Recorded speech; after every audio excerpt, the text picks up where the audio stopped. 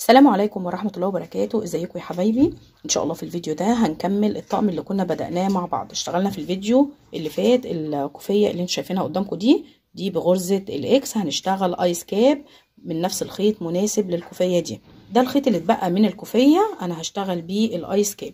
نشوف الكوفية اهي، ده شكل الكوفية من قريب، ده شكل الغرزة، ده الظهر، ودي العدلة بتاعة الغرزة. انا هشتغل الايس كاب بنوعين الخيط اللي انا اشتغلت بيهم الكوفيه. الخيط اللي اتبقى من الكوفيه برنسيس سويت كيك، والخيط اللي اتبقى من الشراشيب لون مناسب مع الوان الكوفيه. معايا الجزء الاسترتش اللي دايما بنبدا بيه الايس كاب اهو، جزء الاسوره ده. الجزء ده ليه فيديو معانا بالتفصيل، هحط لكم اللينك في صندوق الوصف. اخدت مقاس دوران الراس واشتغلت الجزء الاسترتش ده اهو. لو قفلناه على بعض كده هيكون عامل زي التوكه شويه، بصوا، او الدايره. تمام. هنيجي هنا في اول غرزة وندخل في الغرزة اللي قصادها في الجنب التاني. تمام. وهنسحب الخيط وهنقفل الجنبين على بعض بمنزلقة. هندخل هنا في الغرزة دي ونيجي في اللي قصادها ونسحب منزلقة اللي جنبها كمان. كل غرزة هناخد فيها منزلقة ونضمها على الغرزة اللي قصادها في الجنب التاني. قفلت الجنبين على بعض بمنزلقة، دي شكل القفلة، وفصلت الخيط كمان. وبصوا هنقلب القطعة بتاعتنا كده ونخلي القفلة لجوه. بصوا الشكل بقى كده اهو. تمام. هنجيب الخيط بتاعنا اللي احنا هنكمل بيه، طرف الخيط هنا، هنيجي عند القفلة بالظبط، هندخل الخيط وزي ما احنا متعودين نوصل الخيط هناخد ربطة خفيفة اهو. وصلي الخيط طبعا بالطريقة المناسبة ليكي او اللي انتي متعودة عليها. بصوا انا وصلت الخيط كده، ومعايا الخيوط اللي هي خيط البداية وخيط النهاية في الناك، وكمان خيط البداية في الخيط الملون بتاعي. هنيجي في نفس المكان اللي ربطنا فيه وهنسحب الخيط، هناخد غرزة ارتفاع، وهنيجي في نفس المكان هندخل وهنشتغل غرزة حشو.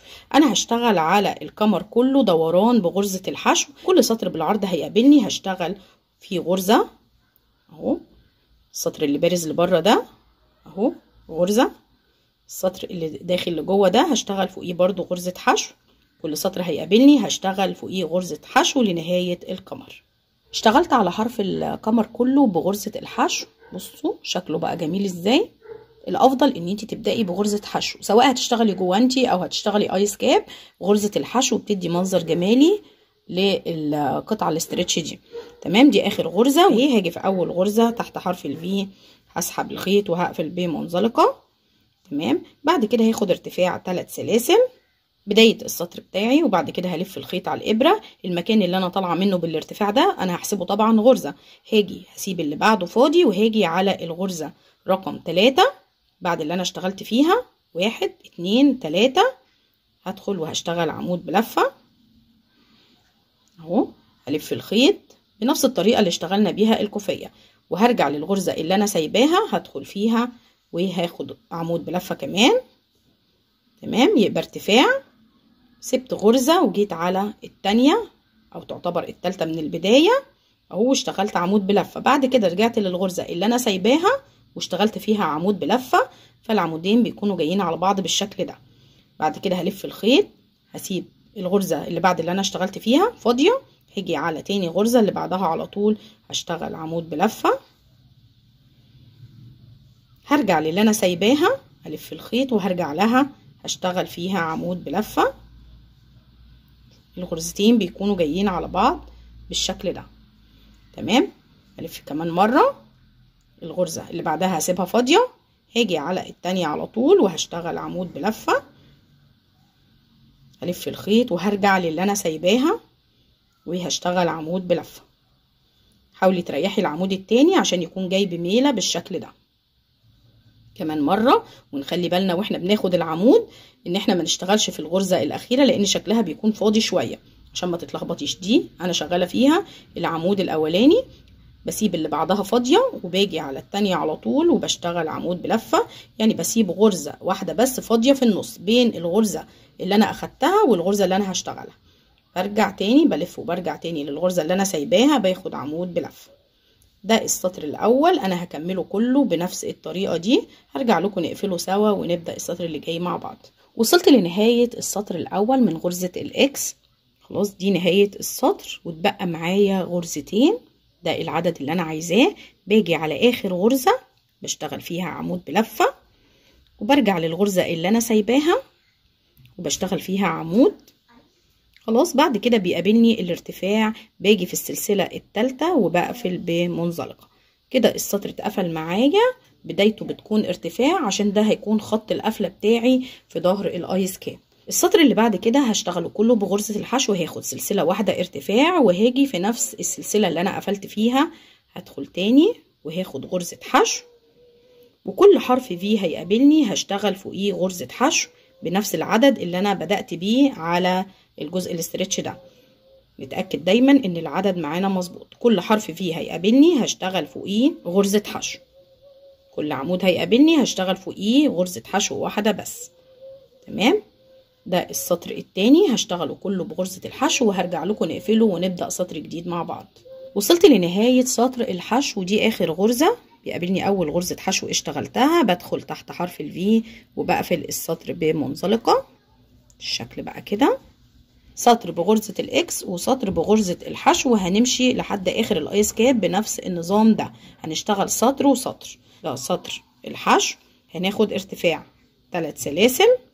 بداية سطر الاكس هنلف الخيط، هنسيب الغرزة اللي احنا طالعين منها بالارتفاع وهنسيب اللي بعدها فاضية، وهنيجي على تالت غرزة هنلف الخيط وهندخل نشتغل عمود بلفة. بعد كده هنرجع للغرزة اللي احنا سايبينها اهي، هنرجع لها تاني وهنشتغل فيها عمود بلفة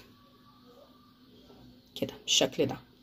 كمان مرة هنسيب غرزة فاضية، هنيجي على اللي بعدها نشتغل عمود لف، وهنرجع للي احنا سايبينها وهنشتغل فيها عمود كمان مرة. غرزة فاضية، نيجي على اللي بعدها عمود، هنلف وهنرجع للي احنا سايبينها ونشتغل فيها عمود. تمام، انا هشتغل بغرزة الاكس لاخر السطر وهوصل للارتفاع وهقفل في السلسلة الثالثة. بعد ما اقفل السطر هاخد ارتفاع سلسلة واحدة وهشتغل في نفس المكان غرزة حشو، وهكمل السطر كله بغرزة الحشو. يعني هشتغل سطر وسطر. تمام، انا هشتغل لحد الطول المناسب. انا هشتغل الايس كاب ده سلاوشي، يعني محتاجاه مهدل. لو انت طبعا عايزاه مقاس الراس، انا بشتغله للسن الكبير، هتوصليه ل 21-22 سم هيكون مقاس الراس بالظبط. لكن لو انت عايزاه يكون مهدل شويه هتوصليه ل 28 او 30 سم. انا هكمل وهوصل للطول اللي انا محتاجاه وهرجع لكم علشان نشتغل اخر سطر مع بعض ونقفل الايس كاب سوا. وصلت بطول الايس كاب ل 28 سم. شكله بقى كده. خلاص دي اخر غرزة. هاجي هنا في الارتفاع في السلسلة رقم 3 وهقفل السطر بمنزلقة. تمام، بصوا الشكل بقى كده اهو، شايفين الالوان متناسقة وعدد السطور زي بعض. بصوا دي القفلة بتاعته من ورا اهو، طالعة منتظمة خط مستقيم اهي. تمام كده. خلاص الخطوه اللي جايه بقى ممكن ان انت تلمي الايس كاب بابره التنظيف على طول بالشكل ده، وممكن ان انت تعملي سطر تناقص. انا هشتغل سطر تناقص، هاخد ارتفاع 3 سلاسل وهشتغل غرزه عمود بلفه في غرزه وهسيب اللي بعدها، وهشتغل في غرزه وهسيب اللي بعدها. تمام، بدل ما اجمع كل عمودين مع بعض لا، انا هشتغل في غرزه وغرزه، لان انا عايزه المنطقه دي ما تكونش كلها غرز، عايزاها تكون مفتحه شويه عشان وانا بلم ما تكلكعش معايا. تمام، بعد الارتفاع هعدي غرزه وهاجي على التانية وهشتغل عمود بلفه. تمام، بعد كده هعدي غرزه وهاجي على اللي بعدها وهشتغل عمود بلفه، اسيب غرزه فاضيه هاجي على اللي بعدها هشتغل فيها عمود بلفه. تمام كده، انا بجمع الجزء ده. انا هشتغل السطر كله بنفس الطريقه دي وهرجع لكم نقفله مع بعض ونشتغل الخطوه اللي جايه سوا. اشتغلت على السطر الاخير كله بغرزه العمود بلفه. انا اشتغلت غرزه وسبت غرزه، اشتغلت السطر كله بنفس الطريقه دي، يعني جمعت السطر الاخير نص عدد الغرز اللي انا شغالاها.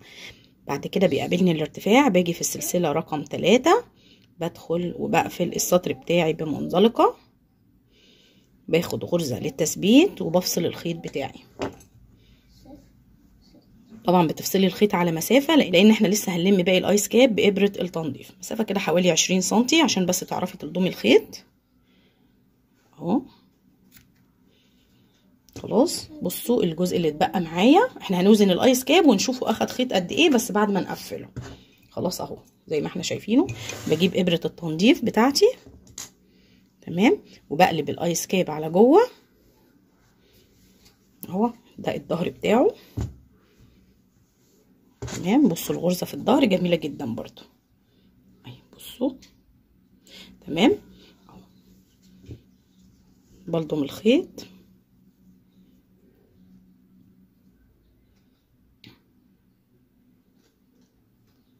وبمشي بقى بين الغرز زجزاج اهو، يعني باجي في العمود الاول وبطلع من العمود التاني اهو بالطريقه دي. باجي في العمود الاول وارجع في التاني، بسيب عمود في النص. المهم ان انا بجمع الغرز مع بعض.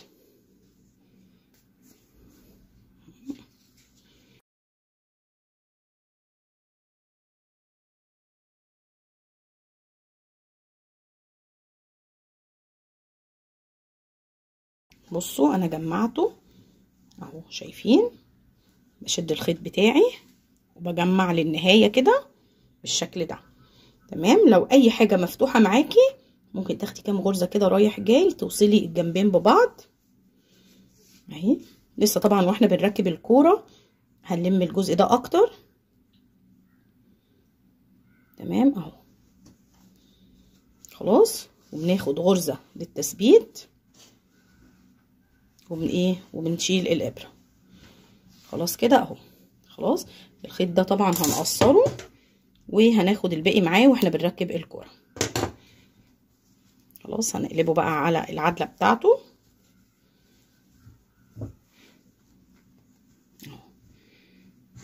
بصوا جميل ازاي ومتناسق. بصوا القفله بتاعته من فوق، توزيع الالوان اهو بيتفرد بالشكل ده. وقفلت الايس كاب بالشكل اللي انتوا شايفينه وركبت له كوره الفرو دي اهو. بصوا ده مكان القفله من ورا، شايفين الجزء ده، ودي العدله بتاعته اهو. شكل الغرزه من قريب تمام كده. بقى معايا طقم كوفيه تمام اهي. الكوفيه اهي، شايفين؟ طقم جميل جدا وبسيط وكمان ما بياخدش وقت والخيط بتاعه قليل. الايس كاب والكوفيه اخدوا شلتين الا ربع تقريبا، باقي معايا اكتر من 50 جرام من الشلات الكبيره، واخدوا تقريبا نص شله شراشيب والجزء الاسترتش ده من خيط ناكوفيسون تمام. الجزء اللي باقي معايا اهو الجوانتي بنفس الغرزه، ومعايا باقي الخيط الناكو تمام اهو تمام. انا هكمل بيه الجوانتي ان شاء الله، هتلاقوه في الفيديو اللي بعد ده عشان يكون طقم كامل معايا. يعني الكوفيه 2 متر والعرض 22 سنتي، والايس كاب وصلته لارتفاع 30 سنتي تمام. ده للمقاس الكبير زي ما قلت لكم، تقريبا اخدين اقل من 400 جرام. اتمنى ان شاء الله ان الطقم يكون عجبكم. هستنى رايكم في التعليقات، ولو عجبكم الفيديو دوسوا لايك، واللي لسه بيشوفني لاول مره وما عملش اشتراك يدوس على كلمه اشتراك او سبسكرايب الموجوده تحت الفيديو، وكمان يفعل الجرس علشان يوصلوا كل جديد من الفيديوهات اللي بتنزل على القناه. السلام عليكم ورحمه الله وبركاته.